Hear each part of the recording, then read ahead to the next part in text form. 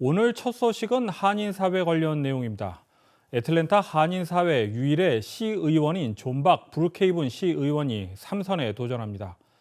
브룩헤이븐 시는 애틀랜타 평화의 소녀상이 위치한 곳으로 존 박 의원은 평화의 소녀상 건립 당시 중추적인 역할을 한 인물입니다.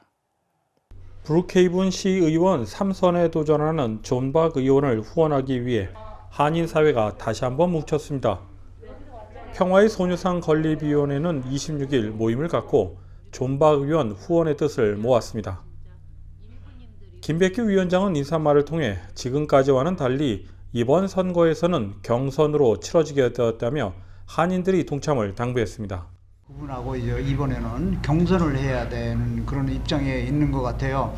근데 이제 지난번에는 경선을 안 하고 단독 출마해가지고 그냥 됐는데 이번에는 경선을 해야 하기 때문에 선거 자금도 필요하고 또 투표도 필요하고 우리들 도움이 많이 필요하다고 연락이 왔었어요. 그래서 저희가 오늘 이것을 여러분들한테 알리고 우리 한인사회에 좀 도움을 요청하고자 이 자리를 마련했습니다. 존 박 시의원은 지금까지 보여준 한인들의 지지에 감사하다며 이번 선거에서도 투표와 함께 후원을 해줄 것을 강조했습니다. 이번에 몇 번 전에 한국 한인 커뮤니티가 서포트해서 너무 많이 도와줘서 한번 이번에 다시 나오는데 좀 힘세는 거기 어포넌트가 나왔어요. 그러니까 한인 커뮤니티에서 조금 서포트해주고 그러면 너무 감사하겠습니다. 여기 소녀상 이 브룩헤이븐 있는 것이 사람들이 내가 이미 캠페인하기 시작했는데 사람들을 문내서 말할 때 우리 미국 사람들이 소녀상이 있다고 그렇게 이렇게 그 프라우드다고 이렇게 그 브룩헤이븐이 이렇게 커리지를 쓰는 것이 자기가 그 많이 서포트하니까. 브룩헤이븐 시 존 언스트 시장은 존 박 의원에 대해 시정 활동에 대해 매우 헌신적으로 일해왔다며 지지 의사를 나타냈습니다. 또한 언스트 시장은 시가 발전하기 위해서는 지역 커뮤니티의 지지가 함께 필요하다고 덧붙였습니다.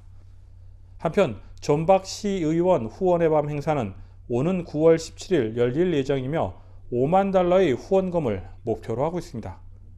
KTN 뉴스 스티븐입니다. 계속해서 한인단체 선거 관련 소식입니다. 지난 20일 정기총회를 마친 애틀랜타 조지아 한인상공회의소가 본격적인 차기 회장 선거 준비에 돌입했습니다. 한상희 선관위는 회장 선출을 위한 사항을 공지한 가운데 썬박 부회장이 26일 회장 출마를 공식 선언했습니다. 썬박 부회장이 애틀랜타 조지아 한인상공회의소 제26대 회장에 출사표를 던졌습니다. 썬박 부회장은 26일 기자회견을 열고 선거 캠프 관계자들을 소개하며 공약을 발표했습니다. 저의 그 공약은요, 먼저 저희 상공회의소를 디지털화하겠습니다. 디지털화라는 건 단순한 그 웹사이트를 얘기하는 게 아니고요. 우리 상공인들이 모든 정보를 비즈니스에 활용할 수 있고 비즈니스를 성장할 수 있게 모든 시스템을 이노베이션, 완전히 혁신을 할 겁니다. 그 다음에 저희 애틀랜타 한인상공회의소는 총연과 같이 하는 지역 챕터가 될 겁니다. 또한 집행부 조직 혁신화 및 회원 가입 확대, 미래 경영 전략 연구소 설립, 차세대 스타트업 및 교육 확대 등을 공약으로 제시했습니다. 썬박 출마자는 또한 상공회의소 회관 설립을 추진하겠다고 말하며 추진위원회를 조직해 3,000 스퀘어피트 규모의 공간을 마련할 것이라고 밝혔습니다. 이를 위해 자신이 $20,000를 약정하겠다고 덧붙였습니다. 선거가 끝난 후에 제가 2만 불을 그 상공회의소 회관 설립 기금으로 약정을 하고 도네이션을 하겠습니다. 한편 앞서 한인상공회의소가 추진해온 둘루소 지역의 코리아타운 조성에 대해 계속 사업을 추진할지 여부를 묻는 질문에 회장 당선 후 다시 논의하겠다며 말을 아꼈습니다. KTN 뉴스 스티븐입니다. 연방준비제도를 이끄는 제롬 파월 의장이 연내 자산 매입 축소를 의미하는 테이퍼링을 예고했습니다. 그 자세한 내용을 김상은 기자가 보도합니다. 연방준비제도의 제롬 파월 의장은 오늘 캔자스시티 연방준비은행이 온라인으로 주최한 잭슨홀 심포지움에서 테이퍼링이 시작될 수 있다고 발표했습니다. 테이퍼링이란 그동안 경제 회복을 위해 시중에 돈을 푸는 경기 부양책과 같은 정책을 다시 축소하는 것을 말합니다. 미국 경기 회복 속도가 기대만큼 오른다면 올해 안에 자산 매입 속도를 줄일 수 있다는 겁니다. 파월 의장은 월간 $1,200 자산 매입 프로그램을 연내 축소할 것이라고 밝히면서도 테이퍼링 시작이 기준금리 인상에 직결되는 것은 아니라고 전했습니다. 그러면서 7월 고용보고서에서 추가 진전이 파악되긴 했지만 델타 변이의 급격한 확산세로 향후 경제 지표와 진행 중인 리스크를 신중하게 평가하겠다고 전했습니다. 올해 테이퍼링을 시작하는 것은 지지하지만 코로나19 추이와 고용 회복세를 고려해 최종 결정을 내리겠다는 뜻으로 풀이됩니다. 현재 미국의 인플레이션 현상은 연준의 목표치인 2%를 상회하고 있습니다. 하지만 그에 비해 고용 시장이 아직 안정적 회복 상태를 보이지 못하면서 금리 인상에 영향을 줄 것으로 보입니다. KTN 뉴스 김상은입니다. 시청자 여러분 가운데 커먼 코어란 용어 들어보셨는지요? 공통 학습 기준을 마련해 평가하자는 취지로 만들어졌는데 이를 폐지하자는 목소리가 나오고 있습니다. 보도에 박진남 기자입니다. 주마다 다른 교육 정책을 하나로 통합해 모든 학생을 동일하고 일관적인 기준으로 평가하자는 취지로 탄생한 커먼코어가 학업 성취도 저하 등 여러 부작용들이 나타나자 이를 폐지하자는 움직임이 있어 왔습니다. 이에 따라 조지아에서는 현재 커먼코어를 폐지하고 교사들에게 교육의 자유를 더욱 부여한 새로운 수학 표준을 채택했습니다. 그러나 새로운 표준은 2023-2024 학년도 이전에 교실에서 적용되지 않을 수 있습니다. 주교육위원회는 목요일 3월에 공개된 제안서를 변경한 표준안을 만장일치로 채택하기로 결정했습니다. 주교육부 지도자들은 새로운 표준이 더 명확하고 이해하기 쉽다고 말합니다. 주 정부는 올해 교사들에게 새로운 자료를 교육하는 방법을 보여줄 계획이었습니다. 그러나 위원회 위원들은 코로나19 팬데믹으로 인해 교육 일정에 차질이 빚어지고 있자 올해 도입은 이르다며 리차드 우주 교육감에게 1년 더 유예해야 할 것을 요청한 상태입니다. KTN 뉴스 박진남입니다. 다음은 전시회 소식입니다. 지금 하이 뮤지엄에서는 조명 디자인의 변천사를 한눈에 볼 수 있는 특별전이 열리고 있습니다. 그 전시회를 배준경 기자가 다녀왔습니다. 애틀랜타 미드타운 스캐드 인근에 위치한 하이뮤지엄에서 일렉트리파잉 디자인 특별전을 진행 중입니다. 이번 전시회의 부제는 한 세기 동안의 조명으로 지금까지 디자인이 발전해온 변천사에 조명이 기여한 역할을 전시로 풀어내었다고 알려졌습니다. 하이뮤지엄 측은 늦은 1800년대 처음 등장한 전구부터 지금까지 발전된 기술과 재료가 미적 운동을 바꾸고 이끌었다고 알리며 전 세계 조명 디자이너들과 제조사들의 작품들이 전시되었다고 발표했습니다. Hi, I'm Monica Vnisky, the High Museum of Art's curator of decorative arts and design, and I'm here to welcome you to Electrifying Design, A Century of Lighting. The show is organized into 3 different categories. The first is typologies, then the quality of the bulb, and then the quality of light. And I'm here to invite you to come to the High until September 26th when the show closes. So come on out. 하이뮤지엄의 일렉트리파잉 디자인 특별전은 별관에서 진행 중이며 더 자세한 정보는 하이뮤지엄 공식 홈페이지에서 찾아보실 수 있습니다. 이번 전시회는 9월 26일까지 이어집니다. KTN 뉴스 배준경입니다. 자전거 산업이 주 경제에 어떤 영향을 미칠 수 있을까요? 관련 연구가 조지아텍에서 진행됐습니다. 그 결과를 박진남 기자가 보도합니다. 조지아주 자전거 산업이 조지아주 경제에 활력을 불어넣은 것으로 조지아텍 연구 결과 조사됐습니다.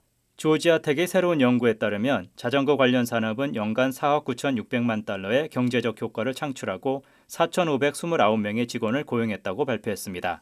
자전거 관련 비즈니스에 3억 6,100만 달러, 자전거 도로 건설에 1억 2,400만 달러, 이벤트와 동호회 단체에 1,000만 달러 정도 영향을 미친 것으로 조사됐습니다. 조지아텍 샤탁시 동대 경제학부 교과서는 조지아 교통부의 후원을 받아 조지아주 자전거 산업 관련 연구를 수행했습니다. 동대 부교수는 700개 이상의 기업체에 대한 5년간의 판매 및 고용 기록과 80개 이상의 자전거 도로 건설과 유지 관리 비용, 60개 이상의 이벤트와 30개 자전거 동호회 단체에 대한 예산과 기타 정보를 조사해 이 같은 연구 결과를 발표했습니다. 동대 부교수는 보도자료에서 조지아의 자전거 인프라 투자 또는 개선에 대한 프로젝트를 정당화시키려면 그에 대한 엄격한 영향 분석이 필요하다고 말했습니다. KTN 뉴스 박진남입니다. 다음은 매주 금요일 전해드리는 스포츠 소식입니다. 이번 주말 열리는 경기 소식을 배준경 기자가 전해드립니다. 애틀랜타 브레이브스가 내셔널리그 동부지구 1위 자리를 수성 중입니다. 현재 2위인 필라델피아 필리스와의 게임차는 5경기 반 차이입니다. 지난 주말 볼티모어 오리올스 3연전을 수입했던 브레이브스는 주중 가진 뉴욕 양키스와의 2연전에서 수입을 당하며 들쭉날쭉한 경기력을 보였습니다. 오늘부터 일요일까지는 샌프란시스코 자이언츠를 상대합니다. 축구 소식입니다. 애틀랜타 유나이티드가 내일 오후 3시 반 안방에서 내쉬빌을 상대합니다. 유나이티드는 8월에 들어서 단 한 번도 패배하지 않았습니다. 8월 4일 몬트리올전에서 무승부를 기록한 후 가진 4경기에서 전부 승리하며 리그 동부 컨퍼런스 순위를 8위까지 끌어올렸습니다. 이제 플레이오프 진출권인 7위와 승점은 같지만 득실차에 밀린 상태입니다. 이번 주말 애틀랜타가 승리하고 몬트리올이나 DC 유나이티드가 패배한다면 플레이오프 진출권에 진입할 수 있습니다. 이어서 골프 소식입니다. 지난주 열렸던 노던 트러스트에서 토니 피나우가 우승했습니다. 이후 노던 트러스트 상위 70명만이 출전하는 BMW 챔피언십이 이번 주 진행 중입니다. 어제 첫 라운드 진행 결과 로리 맥킬로이, 샘 번즈, 그리고 욘람이 8언더파 64타로 공동 1위에 올라 있습니다. 한국의 임성재는 5언더파 67타로 공동 7위로 바짝 추격 중에 있습니다. BMW 챔피언십이 끝난 뒤 포인트 상위 30인에 들게 되면 다음 주 PGA 투어의 대미를 장식하는 투어 챔피언십에 출전할 수 있습니다. KTN 뉴스 배준경입니다. 다음은 코로나19 소식입니다. 오늘의 코로나19 현황을 박진남 기자가 종합했습니다. 8월 27일 오후 2시 50분 기준 미국 내 코로나19 누적 확진 환자는 3,938만 1,558명, 누적 사망자는 65만 2,242명입니다. 어제 하루 동안 신규 확진 환자는 12만 7,024명 늘었고 신규 사망자는 1,816명 증가했습니다. 주별 누적 확진 환자는 캘리포니아, 텍사스, 플로리다, 뉴욕, 일리노이 순으로 많습니다. 주별 누적 사망자는 캘리포니아, 텍사스, 뉴욕, 플로리다, 펜실베니아 순으로 많습니다. 다음은 조지아주 코로나19 현황입니다. 오후 2시 50분 집계에 따르면 조지아주의 누적 확진 환자는 106만 5,167명, 누적 사망자는 19,510명으로 집계됐습니다. 신규 확진 환자는 8,379명 증가했고 신규 사망자는 59명 늘었습니다. 다음은 카운티별 집계입니다. 풀턴 카운티 누적 확진 환자 96,687명, 누적 사망자는 1,409명입니다. 목요일 대비 신규 확진 환자는 380명 늘었고 신규 사망자는 1명 늘었습니다. 기내 카운티 누적 확진 환자 96,187명, 누적 사망자는 1,166명입니다. 신규 확진 환자는 459명 늘었고 신규 사망자는 2명 늘었습니다. 이상 오늘의 코로나19 현황이었습니다.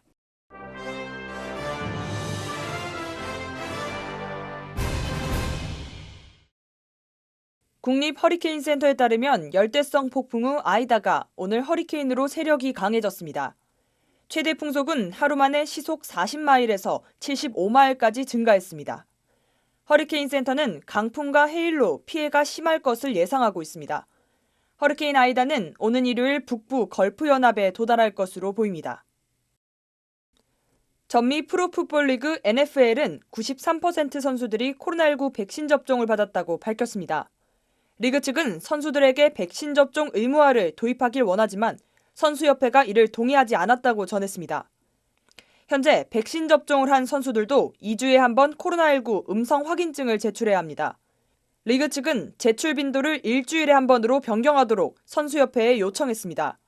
한편 백신 접종을 받지 않은 선수들은 매일 검사를 받아야 합니다.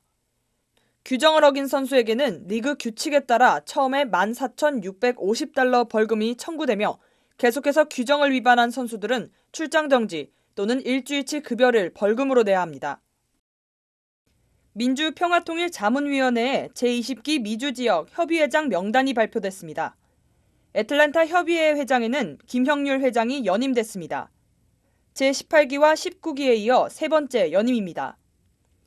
임형기 19기 수석부회장은 미주 상임위원으로 위촉됐습니다. 제20기 민주평통자문위원회의 임기는 오는 9월 1일부터 2023년 8월 31일까지 2년간입니다. 이상으로 8월 27일 KTN 뉴스를 모두 마칩니다. 시청해주신 여러분 고맙습니다.